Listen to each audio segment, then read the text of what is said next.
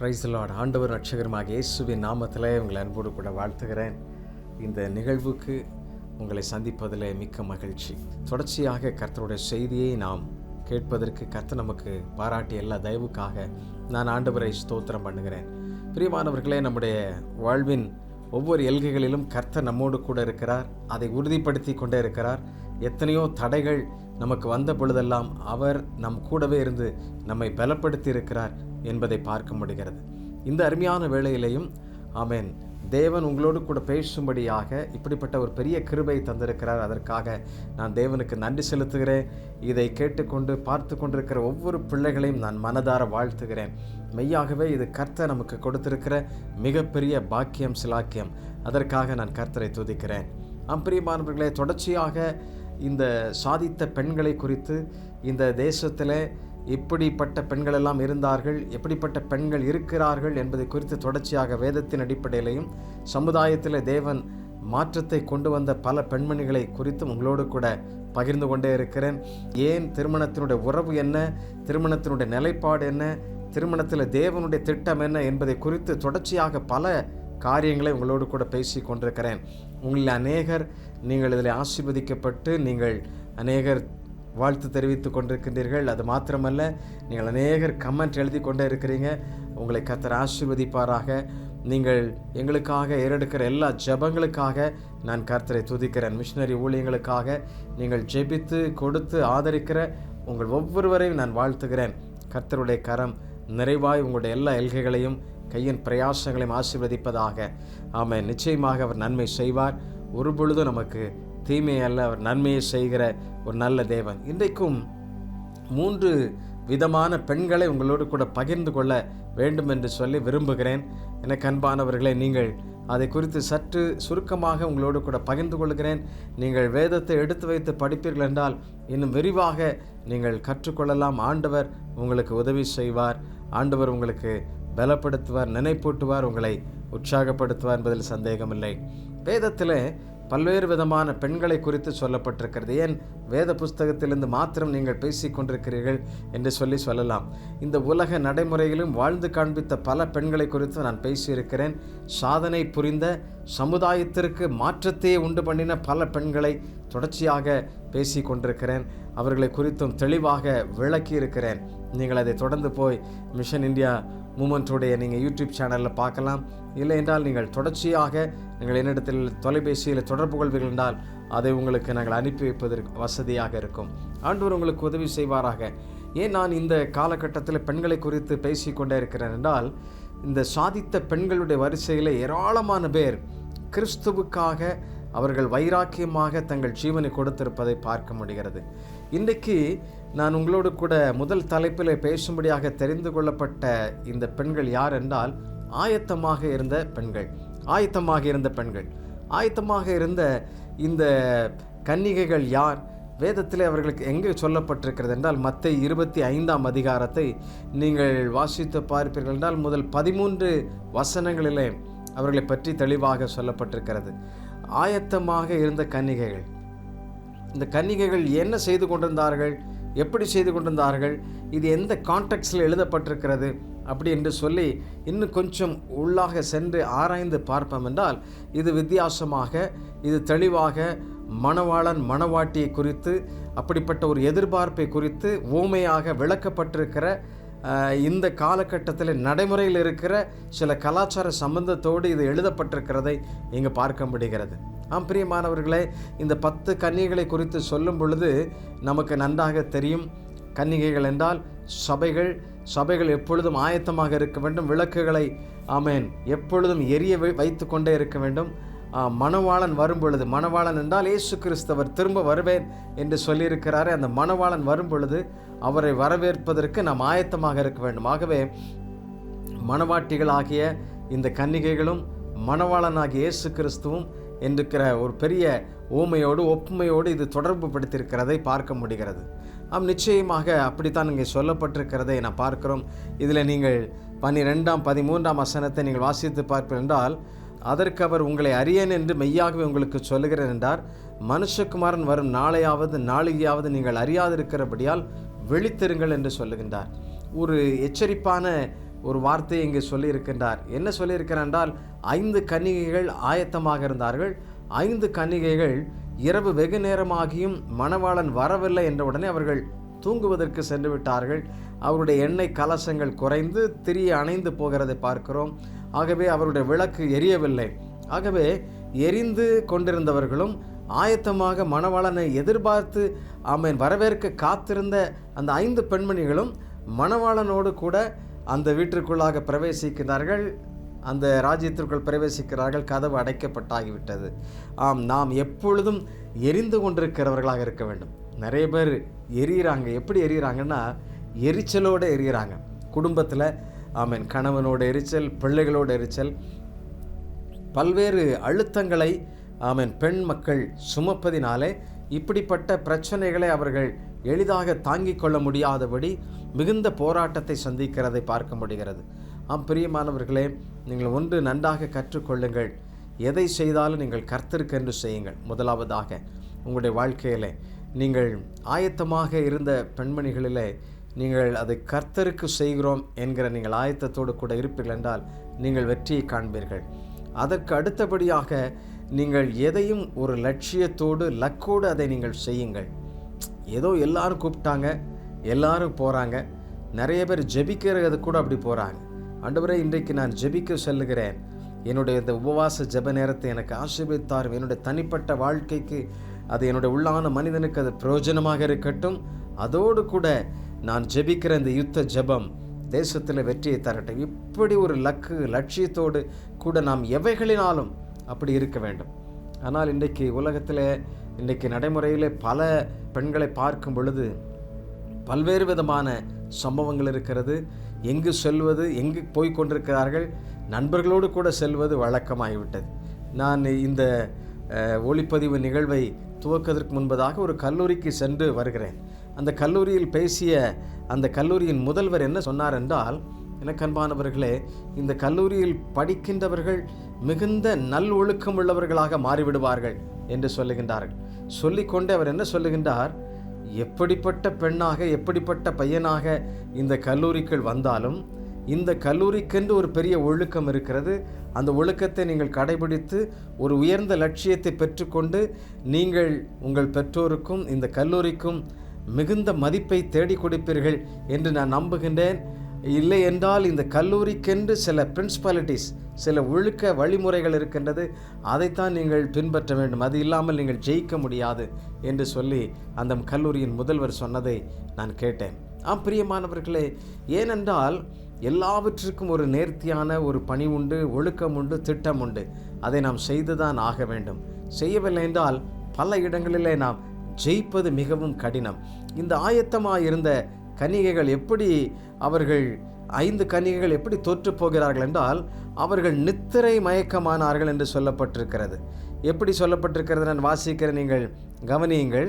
மத்தேயு 25 அதிகாரம் 5 வசனம், மணவாளன் வர தாமதித்த போது அவர்கள் எல்லாரும் நித்திரை மயக்கமடைந்து தூங்கிவிட்டார்கள்.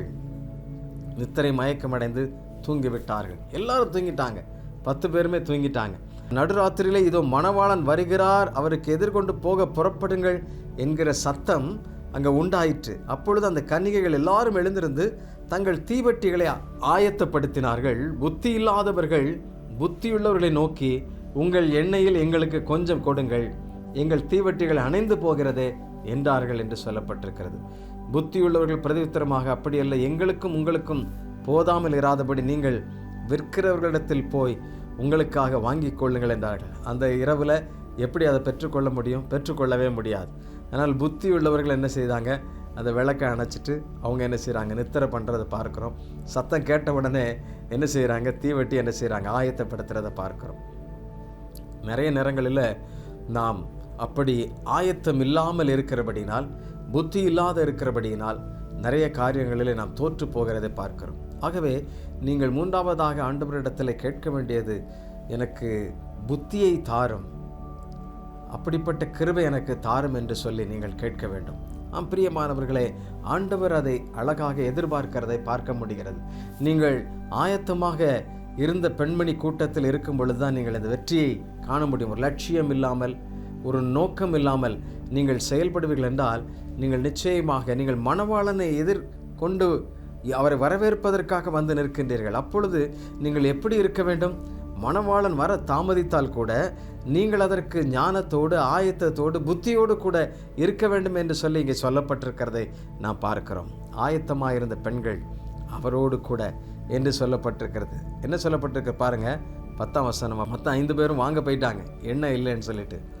அப்படி அவர்கள் வாங்க போன போது மணவாளன் வந்து விட்டார். ஆயத்தமாக இருந்தவர்கள் அவரோடு கூட கல்யாண வீட்டிற்குள் பிரவேசித்தார்கள். கதவும் அடைக்கப்பட்டது.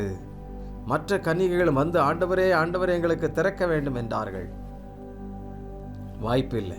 உங்களை அறியேன் என்று மெய்யாகவே உங்களுக்கு சொல்லுகிறேன். அதைத்தான் நம்ம வாஸ்தவம் இல்லையா? அதனால் விழித்திருங்கள், எல்லாவற்றுக்கும் விழித்திருங்கள். இதை குறித்து நீங்கள் இன்னும் வேதத்தில் இன்னும் கொஞ்சம் அழுத்தமாக ஆழமாக வாசிப்பீர்கள் என்றால் லூக்கா 12ஆம் அதிகாரத்தில் 37ஆம் வசனத்தில் இங்கே என்ன சொல்லப்பட்டிருக்கிறது பாருங்கள். எஜமான் வரும்போது விழித்திருக்கிறவர்களாக காணப்படுகிற ஊழியக்காரர்களே பாக்கியவான்கள். அவர் அறை கட்டி கொண்டு அவர்களை பந்தியிருக்க செய்து சமீபமாய் வந்து அவர்களுக்கு ஊழியம் செய்வார் என்று மெய்யாக உங்களுக்கு சொல்லுகிறேன். அதுக்கப்புறம் 39ஆம் வசனத்தில் திருடன் இன்னும் நேரத்தில் வருவான் என்று வீட்டெஜமானுக்கு தெரிந்திருந்தால் அவன் விழித்திருந்து தன் வீட்டை கன்னமிட ஒட்டான் என்று அறிந்திருக்கிறீர்கள். அந்தப்படியே நீங்களும் நினையாத நேரத்தில் மனுஷகுமார் வருவார். ஆகையால் நீங்களும் ஆயத்தமாய் இருங்கள் என்று சொல்லப்பட்டிருக்கு. நினையாத நேரத்தில் மனுஷகுமாரன் வருவார். ஆகையினால் நீங்கள் ஆயத்தமாய் இருங்கள். நாம் யாரும் அறியாத நேரத்தில் மனுஷகுமாரன் வருவார். எந்நேரமும் திருடன் வருகிற விதமாக கூட இருக்கும். ஆகவே நீங்கள் ஆயத்தமாக இருங்கள் என்று சொல்லப்பட்டிருக்கிறது. பிரியமானவர்களை, இது எந்த கான்டெக்ஸ்டில் எழுதப்பட்டிருக்கிறது அப்படின்னு சொல்ல நீங்கள் யோசித்து பார்ப்பீர்கள் என்றால் இந்த ஓமை யூதர்களுக்காக ஆண்டவர் சொல்லுகிறதை பார்க்கிறோம். இயேசு கிறிஸ்து உபத்திரவ காலத்தில் நடக்கும் நிகழ்ச்சிகளை விவரித்து கொண்டே இருக்கும் பொழுது இந்த அதிகாரத்தை இங்கே இப்படியாக துவக்குகிறார். அப்பொழுது அப்படின்னு சொல்லப்பட்டிருக்கிறத பார்க்கிறோம். ஆகவே மனுஷகுமாரனுடைய வருகைக்காக சபை மட்டுமல்ல, யூதர்களும் இன்றைக்கு காத்து கொண்டே இருக்கின்றார்கள். ஏன், உலகமே அவருடைய வருகை குறித்து பேசி கொண்டிருக்கிறது. எப்பொழுது வருவார்? திடீரென்று வருவார். மாற்றங்கள் நடக்கும் பொழுது, விஞ்ஞான உலகத்தில் மாற்றங்கள் நடக்கும் பொழுது ஏராளமான பேரறிஞர்கள், விஞ்ஞானிகள் எல்லாரும் மாற்றங்கள் உருவாகும் பொழுது ஆண்டவருடைய வருகையாக இருக்குமோ என்று சொல்லி வேதத்தை குறித்து ஆய்வு செய்து இது எப்படியாக இருக்கும், எந்த காலமாக இருக்கும் என்று சொல்லி அவர்கள் பேசுகிறதை நான் பார்க்க முடிகிறது. எனக்கு அன்பானவர்களே, ஆயத்தமாக இருந்தவர்கள் அவரோடு கூட அந்த திருமண வீட்டிற்குள்ளாக சென்றார்கள். நீங்கள் ஆயத்தமாக இருக்கிறீர்களா? இந்த ஓமையினுடைய நோக்கமே விழித்திருக்க வேண்டும். எல்லாவற்றிலையும் இன்றைக்கு பிள்ளைகளை வளர்ப்பதில் விழிப்போடு கூட இருக்க வேண்டும். சேமித்து வைப்பதில் இந்த பெண்கள் விழிப்போடு கூட இருக்க வேண்டும். அந்த கன்னிகைகள், அந்த 5 பேர் அந்த விளக்கை அணைச்சி வச்சு படுத்திருப்பாங்கன்னா நிச்சயமாக மற்ற 5 கன்னிகளை போல் அவங்களும் என்ன செய்திருக்கலாம்? மணவாளன் வரப்போகிறார் சத்தம் கேட்ட உடனே திரியை எரிய விட்டு என்ன செஞ்சிருக்கலாம்? அவரை வரவேற்பதற்கு போயிருக்கலாம். ஆனால் ஆயத்தம் இல்லை, புத்தி இல்லாதவர்களாக இருக்கிறது என பார்க்க முடிகிறது. அதனால் எச்சரிக்கையோடு கூட நாம் என்ன செய்யணும்? விழித்திருக்க வேண்டிய ஒரு பெரிய அவசியமாக இருக்கிறத நம்ம பார்க்கிறோம். இந்த ஊமையை நீங்கள் யூதருடைய ஒரு கலாச்சார பின்னணியில் இருக்கிறது என்று சொல்லி நான் சொன்னேன் அல்லவா? இதை குறித்து நாம் தெரிந்து கொள்வது மிக முக்கியமானது, மிக அவசியமானது. அவர்களுடைய திருமண நாட்கள் எல்லாம் ஒரு 7 நாட்கள் திருமண விருந்து நடைபெறும். அந்த திருமண விருந்துகளில் மிக முக்கியமானது ஒரு மைதானத்தில் மிக பிரம்மாண்டமாக அவர்கள் ஆயத்தம் செய்து அதை என்ன செய்வார்கள்? பொதுவாக எல்லாரும் சேர்ந்து கொண்டாடுவார்கள். கொண்டாடிவிட்டு இப்பொழுது என்ன நடக்கும் என்றால், மணவாளனை என்ன செய்வார்கள்? அழைத்து கொண்டு மணவாட்டியினுடைய வீட்டிற்கு செல்வார்கள். மணவாளன் அந்த மணவாட்டியினுடைய வீட்டை நெருங்கும் பொழுது தான் அங்கே கன்னிகைகள் மணவாளனை வரவேற்பதற்காக காத்திருப்பார்கள்.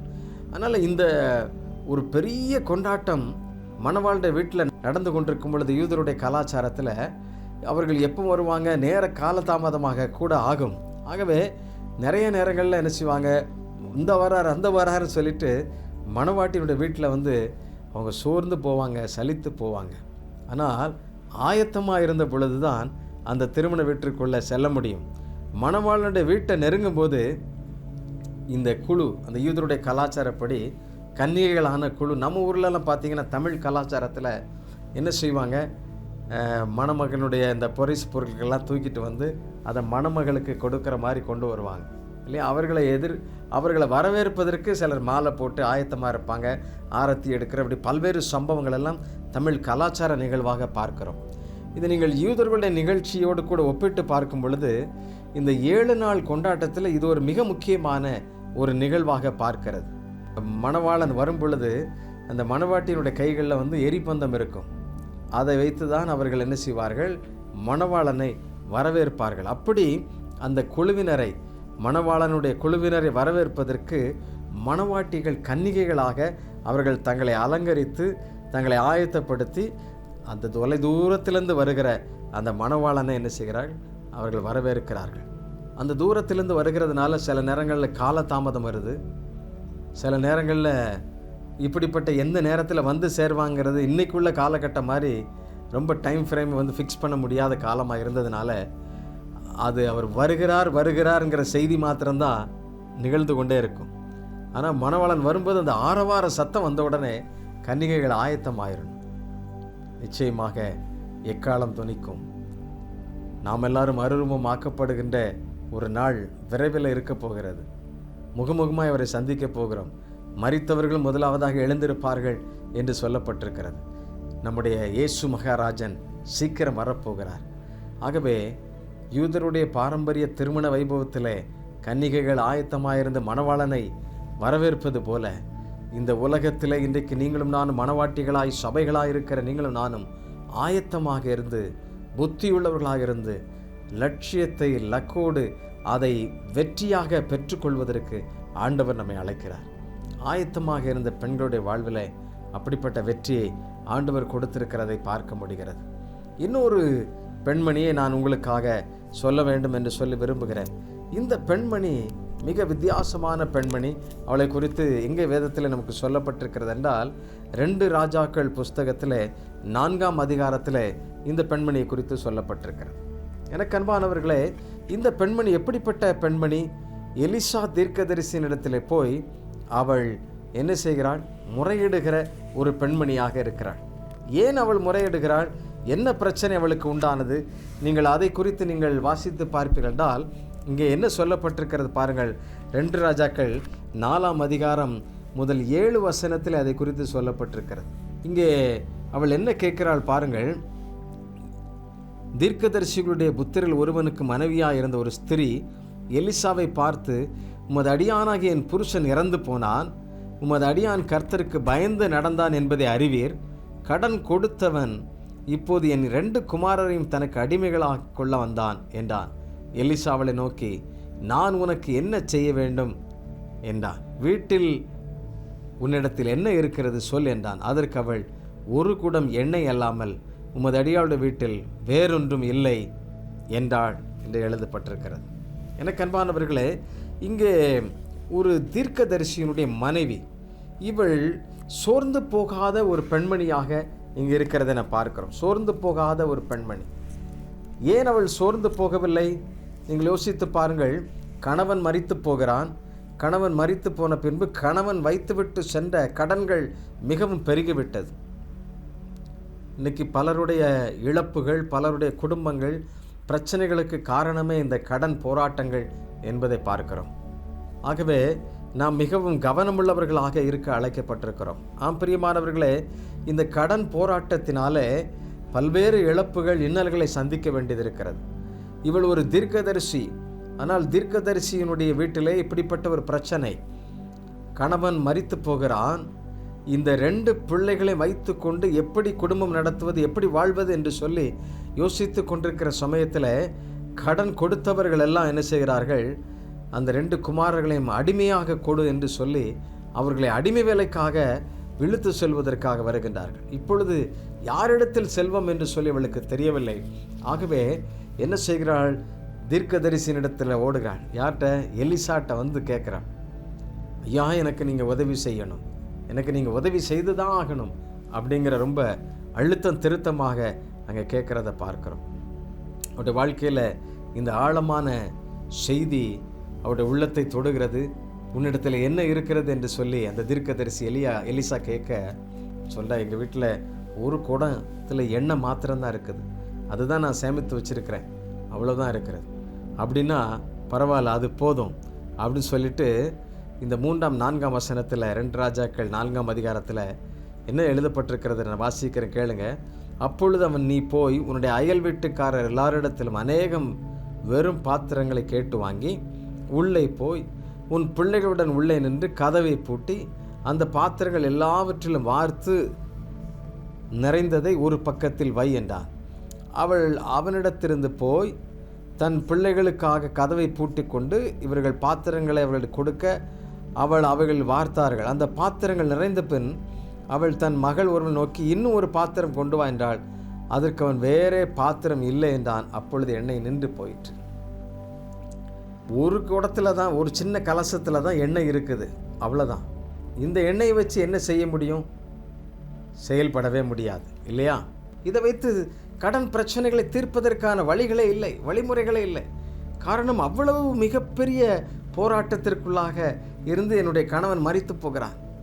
இந்த வேதனையோடு கூட இருந்த இந்த ஸ்திரீ இப்படி எலிசா தீர்க்கதரிசியின் இடத்துல முறையிட, இதை வைத்து கொண்டு நீ எடுத்து செல், நீ போய் எல்லா வீட்டில் உள்ள பாத்திரங்கள் எல்லாம் காலி பாத்திரங்களை வாங்கி அதை நீனும் உன் பிள்ளைகளும் சேர்ந்து நிரப்புங்கன்னு சொல்கிறான். எனக்கு அன்பானவர்களே, சோர்ந்து போகாத பெண் இந்த விசுவாசத்தில் வல்லமையோடு கூட அவள் இருந்து என்ன செய்கிறாள்? இந்த பிரச்சனைகளை முடிவுக்கு கொண்டு வருவதற்கு அவள் செயல்படுகிறதை என பார்க்கிறோம்.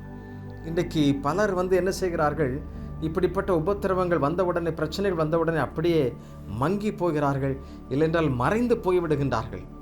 ஆம் பிரியமானவர்களை, நீங்கள் சோர்ந்து போகாதிருங்கள்.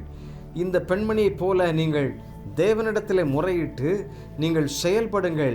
ஆண்டவர் உங்களுடைய வாழ்க்கையை ஆசீர்வதித்து உங்கள் எல்லைகளை பெரிதாக்குவார், நன்மையாக்குவார். அவர் உங்கள் எண்ணெய் கலசங்களை ஒரு நாளும் குறைவாக வைக்கவே மாட்டார். அவர் மிகப்பெரிய தேவன், உங்களுக்கு சொன்னதை சரியாக செய்து முடிப்பார். இந்த அருமையான பெண்மணியுடைய வாழ்க்கையில் பாருங்கள், மிகுந்த அற்புதத்தை செய்கிறதை பார்க்கிறோம். அவள் அந்த கிராமத்தில் இருந்த எல்லாருடைய பாத்திரங்களையும் வாங்கி, தன்னுடைய வீட்டில் எவ்வளோ இடம் இருந்திருக்கும், எல்லாத்தையும் வச்சு ஊற்றி ஊற்றி ஊற்ற, எண்ணெய் என்பது தேவனுடைய பரிசுத்த எண்ணெய்.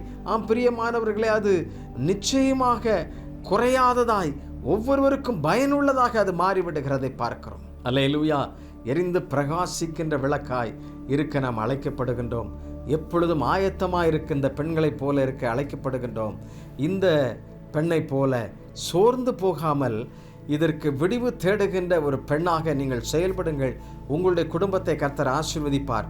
உங்களுடைய எல்லைகளிலே பெருத்த நன்மைகளை கொண்டு வருவார். என்னுடைய வீட்டிலும் இப்படிப்பட்ட நன்மை நடக்காதா? என்னுடைய தேவைகள் எல்லாம், என்னுடைய கடன் பிரச்சனைகள் எல்லாம் மாற வேண்டுமே என்று சொல்லி நீங்கள் ஏக்கத்தோடு கூட இருக்கலாம். எனக்கு அன்பானவர்களே, இன்றைக்கு நான் உங்களோடு கூட பேசி கொண்டிருக்கிறேன். ஆண்டவர் உங்களை பார்த்து தான் சொல்லுகிறார், உங்கள் வாழ்க்கையை மாற்ற சர்வ வல்லமையுள்ளவர், போதுமானவர். நீங்கள் விசுவாசத்தோடு செயல்பட ஆரம்பியுங்கள். உங்கள் எண்ணெய் கலசங்கள் உங்கள் வீட்டில் ஒரு நாளும் குறையாமல் நிறைவாக இருக்கும். அதை வைத்து கொண்டு நீங்கள் செயல்பட ஆரம்பிக்கும் பொழுது, நீங்கள் வேலையை துவக்கும் பொழுது, கர்த்தர் அதிலிருந்து உங்களுக்கு நன்மையை தந்து உங்களுடைய எல்லா கடன் பிரச்சனைகளை மாற்றி உங்கள் சந்ததியை பெருகச் செய்வார், ஆசீர்வாதத்தினால் நிரப்புவார் என்பதிலே சந்தேகமில்லை. நீங்கள் எப்படிப்பட்ட மனிதர்களாக இருக்கிறீர்கள்? ஆண்டவர் உங்களை பார்த்து கேட்கிறார். நீங்கள் ஆயத்தமான பெண்மணியாக இருக்கிறீர்களா? ஆயத்தமுள்ள பெண்மணிகளாக இருக்கிறீர்களா? செயல்படுவதற்கு அப்படிப்பட்ட நீங்கள் ஆயத்தமுள்ள பெண்மணிகளாக இருக்கிறீர்களா? ஆண்டவர் அப்படி உங்களை அழைக்கிறார். சென்னையில் பிள்ளைகளின் படிப்பிற்காக ஒரு தாய் மாத்திரம் அவர்களோடு கூட தங்கியிருந்தார்கள். பிரியமானவர்களே, இந்த தாய் அந்த பிள்ளைகளோடு கூட தங்கியிருக்கும் பொழுது இந்த சூழ்நிலைகள் வித்தியாசமாக இருந்தது. அவர்கள் வேலை தேடிக்கொண்டே இருந்தார்கள். தன்னுடைய கணவன் அவர் இன்னொரு ஊரில் வெகு தூரத்திலே அவர் வேலை செய்து கொண்டிருந்தார். அவர்களுக்கு மாதம் அவர்களுக்கு மணி ஆர்டரில் அவர்களுக்கு பணங்களை அனுப்புவார். ஆகவே தாய் சமைத்து கொடுத்து பிள்ளைகள் படித்து கொண்டிருந்தார்கள். இப்படிப்பட்ட சூழ்நிலையில் அந்த குடும்பத்தை சென்னை பட்டணத்திலே அவர்கள் வழிநடத்தி கொண்டிருந்தார்கள்.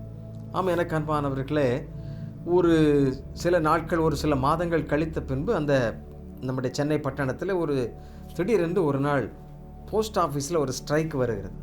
ஸ்ட்ரைக் வந்த உடனே அது ஒரு வார காலத்திற்கு நீடித்து விட்டது. ஆகவே எந்த மணி ஆர்டர், எந்த தபால்கள் யாருக்கும் பட்டுவாடா செய்யப்படவில்லை. ஒருவர் வீட்டிற்கு ஒருவர் செல்லவில்லை. ஆகவே எல்லாம் ஸ்தம்பித்து போய் ஆங்காங்கே நிற்கிறது. இந்த குடும்பத்தினருக்கு மணி ஆர்டர் அவருடைய கணவனார் அனுப்பி வைக்கிறார். இந்த தாய் பெற்றுக்கொள்ள முடியவில்லை. ஆகவே சில மாதங்களாக இவர்கள் என்ன செய்கிறார்கள்? பால் வாங்குவதற்கு வழி இல்லாமல், சமைப்பதற்கு வழி இல்லாமல் என்ன செய்கின்றார்கள்? வெறும் கடும் காப்பியே குடித்து கொண்டிருக்கிறார்கள். பிள்ளைகள் கேட்கிறார்கள், அம்மா எப்போ பால் வாங்கி கொடுத்து காப்பி போடுவீங்க? பால் காப்பி தாங்கம்மா அப்படின்னு சொல்லி கேட்க, கர்த்தர் தருவார்மா, நீ பயப்படாத என்று சொல்லி ஆண்டவரை நோக்கி நீங்கள் ஜெபிங்க அப்படின்னு சொல்லி பிள்ளைகளை அவன் உற்சாகப்படுத்துகிறான். யெகோவாயர் எல்லாவற்றையும் பார்த்து கொள்வார் என்று சொல்லி அந்த தாய் தன்னுடைய பிள்ளைகளிடத்தில் பகிர்ந்து கொள்ள, அப்படியே ஒவ்வொரு நாளும் ஜெபித்து அவங்க படுக்கைக்கு செல்கிறாங்க. நாட்கள் போகுது, காலங்கள் போகுது. ஒரு நாள் என்ன செய்ய யோசித்தாங்கன்னா, தன்னுடைய கிச்சனில் இருக்கிற எல்லா அலமாரியில் இருக்கிற எல்லா பொருட்களையும் சுத்தம் செய்வோம் அப்படின்னு சொல்லி அந்த சுத்தம் செய்வதற்காக அவங்க ஆயத்தம் செய்கிறாங்க. அப்போது ஒரு நாள் அந்த சுத்தம் செய்து கொண்டே இருக்கும் பொழுது ஒரு வசன அட்டை, அந்த வசன அட்டை என்ன தெரியுமா? சங்கீதம் 138:8 கர்த்தர் எனக்காக யாவையும் செய்து முடிப்பார். இந்த வசன அட்டை தான். அன்றைக்கு இரவு வெகு நேரம் ஆயிற்று. அதை சுத்தம் பண்ணி கொண்டு எல்லாவற்றையும் துடைத்து கடைசியாக அந்த வசன அட்டையை எடுத்து அதை சுத்தம் பண்ணி ஒவ்வொரு பேப்பராக அதில் போட்டு அடுக்கி வச்சிட்டு இருக்கும்போது அந்த வசன அட்டைக்கு பின்னால் அந்த பால் வாங்குவதற்கான பணம் அங்கே இருந்ததை பார்க்கின்றார்கள். இது எப்படி வந்தது? இவர்களுக்கு மிகுந்த ஆச்சரியம். எனக்கு அன்பானவர்களே, தேவனால் எல்லாம் செய்ய முடியும். அன்றைக்கு மிகுந்த கவலையோடு கூட, கஷ்டத்தோடு கூட, வேதனையோடு பிள்ளைகள் கேட்டதை அறிந்து கண்ணீர் வடித்து கொண்டிருந்த தாய், பணமே வராதனால் ஏக்கத்தோடு இருந்த தாய், அந்த மாதத்திற்குரிய பணம் அந்த வசன அட்டைக்கு பின்பாக இருந்ததை பார்க்கிறோம். கர்த்தர் எனக்காக யாவையும் செய்து முடிப்பார். உங்களுடைய வாழ்க்கையிலும் ஆண்டவர் எல்லாவற்றையும் செய்து முடிப்பார். நம்பிக்கையின் பெண்ணாக நீங்கள் இருங்கள். எல்லாவற்றையும் சுத்தம் செய்யுங்க. அழுக்கானதெல்லாம் அகற்றுங்கள். தேவையில்லாதவைகளை விட்டுவிடுங்கள். தேவனுக்கு பிரியமில்லாததை தூரப்படுத்துங்கள். அவைகளை உங்களோடு கூட ஒட்டி வைக்காதிருங்கள். ஆண்டவர் உங்களுக்காக வைத்திருக்கின்ற அந்த ஆசீர்வாதத்தை ஒருவரும் தடுத்து விடவே முடியாது. நமக்காக, உங்களுக்காக யாவற்றையும் செய்கிற ஆண்டவர் இருக்கிறார். விசுவாசிக்கிறீங்களா? 3 பெண்மணிகளை குறித்து பார்த்தோம். அதில் முதல் அந்த 10 கன்னிகைகள் ஆயத்தமாக இருந்த பெண்மணிகள், லட்சியத்தோடு, லக்கோடு, தெளிவான சித்தத்தோடு, பார்வையோடு கூட இருந்தவர்கள் வெற்றி அடைகிறதை பார்க்க முடிகிறது. விழித்திருந்தவர்கள் வெற்றி பெறுகிறார்கள். 2வதாக, சோர்ந்து போகாமல் எப்பொழுதும் கர்த்தரிடத்திலே போய் நின்ற பெண்மணியினுடைய அந்த கடன் பிரச்சனைகள் மாறுகிறதை பார்க்கிறோம். எண்ணெய் கலசங்கள் குறையாமல் ஆண்டவர் நிறைவாக கொடுக்கிறதை பார்க்கிறோம். உங்கள் வாழ்க்கையில் ஆண்டவர் அதை செய்வார். 3வதாக, நம்பிக்கையோடு இருந்த பெண்மணி, கர்த்தர் எனக்காக யாவையும் செய்வார், யெகோவாயரே எல்லாவற்றையும் பார்த்து கொள்ளுவார். சமுதாயத்தில் ஸ்ட்ரைக் நடந்தான சூழ்நிலைகள் என்னவான, என்னுடைய வீட்டில் உள்ள தேவைகளை கர்த்தர் சந்திப்பார். இந்த நம்பிக்கை அந்த பெண்மணியிடத்தில் இருந்ததை நம்ம பார்க்கிறோம்.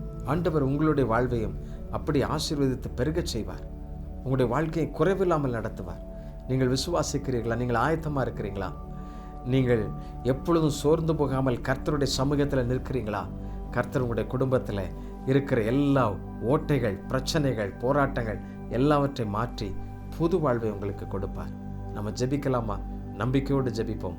சோர்ந்து போகாமல் இருப்போம். ஆமென். எப்பொழுதும் ஆயத்தமாயிருப்போம். கர்த்தர் நிச்சயமாக நம்மை கொண்டு பெரிய காரியங்களை செய்வார். மீண்டும் வரப்போகிற ராஜாவை நாம் சந்திக்க போகிறோம். அந்த விசுவாசத்தோடு காத்திருங்கள். உங்கள் சந்ததி ஆமென் கர்த்தரை உயர்த்துகிற சந்ததியாக மாறும். ஜெபிக்கலாம். அன்பு நிறைந்த ஆண்டவரே, நாங்கள் விசேஷமாய் ஜெபிக்கிறோம். இந்த வேளையில் ஆண்டவரே, ஆயத்தமாக இருந்தவர்கள் மணவாளனோடு கூட அந்த திருமண விருந்திற்கு, திருமண வீட்டிலே பங்கு பெற்றதை நாங்கள் பார்க்கிறோம். ஆமே, நாங்கள் எப்பொழுதும் எஜமான் வருகையை நாங்கள் விழிப்புள்ளவர்களாய், ஆயத்தமுள்ளவர்களாக இருக்க கர்த்தர் எங்களுக்கு உதவி செய்யும்படியாக நாங்கள் ஜெபிக்கிறோம் அப்பா. அதுபோல் ஆண்டவரே, சோர்ந்து போகாமல் ஆண்டவரே எப்பொழுதும் வைராக்கியத்தோடு கூட இருந்து அந்த அற்புதத்தை பெற்றுக்கொள்வதற்காக காத்திருந்த அந்த அருமையான தீர்க்கதரிசியினுடைய மனைவியைப் போல கர்த்தர் நீர் ஒவ்வொருடைய குடும்பத்தையும் ஆசீர்வதியும்.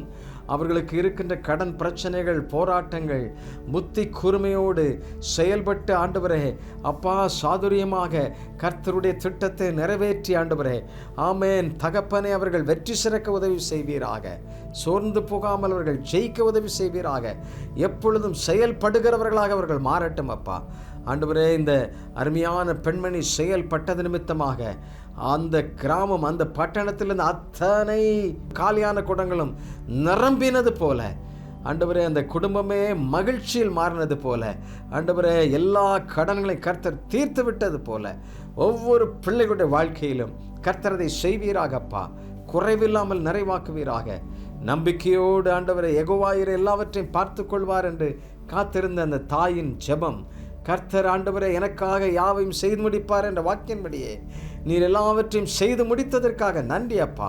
உடைய பிள்ளைகள் இதை கேட்டுக்கொண்டிருக்கிற, பார்த்து கொண்டிருக்கிற ஒவ்வொரு பிள்ளைகளுடைய வாழ்க்கையிலும் அந்த ஆசீர்வாதமும் நன்மையும் அந்த தெய்வீக சுகமும் எப்பொழுதும் தங்கியிருக்கட்டும்.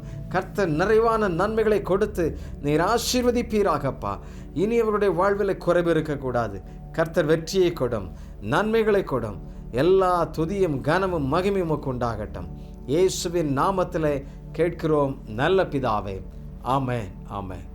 பிரியமானவர்களே, கர்த்தர் உங்களோடு கூட பேசியிருக்கிறார். ஆம், நீங்கள் ஆயத்தமான பெண்மணிகளாய், சோர்ந்து போகாத பெண்மணிகளாய், நம்பிக்கையோடு இருக்கிற பெண்மணிகளாய் நீங்கள் வாழுங்கள். நீங்கள் செயல்படும் பொழுது, நீங்கள் விழித்திருந்து விழிப்பாய் செயல்படும் பொழுது கர்த்தர் ஆமென் உங்கள் எல்லைகளை ஆசீர்வதிப்பார். வேண்டாதவைகளை விட்டுவிடுங்கள். தேவனுக்கு பிரியமில்லாமல் அருவருப்பாக இருக்கிறத விட்டுவிட்டு கர்த்தரை தேடுங்கள். யெகோவாயிரு எல்லாவற்றையும் பார்த்து கொள்ளுவார். நீங்களே சாட்சி சொல்ல போகிறீங்க. நீங்களே இந்த சாட்சியை எங்களுக்கு தெரியப்படுத்துவீங்க. கர்த்தர் அப்படி உங்களை உயர்த்துவார். Thank you. God bless you. God bless you.